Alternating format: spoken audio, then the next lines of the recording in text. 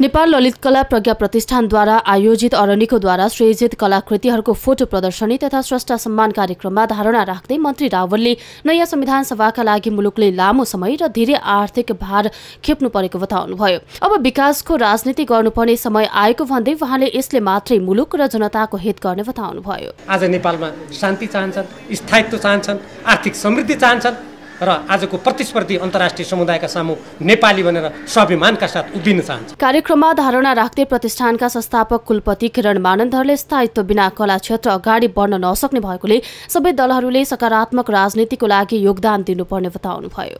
म यही दासबाट यहाँहरूलाई म आह्वान गर्छु, संस्था पनि ललित कला संस्था पनि चाहिन्छ, ललित कला एकाडेमी पनि चाहिन्छ, थुप्रै सङ्घ संस्थाहरू हामीलाई चाहिन्छ, तब मात्र नेपालको ललित कलाको विकास हुन्छ। कार्यक्रममा अरनिकोद्वारा सृजित विविध फोटो प्रदर्शनी गर्नुको साथै विभिन्न स्रष्टाहरूलाई सम्मान पनि गरिएको थियो।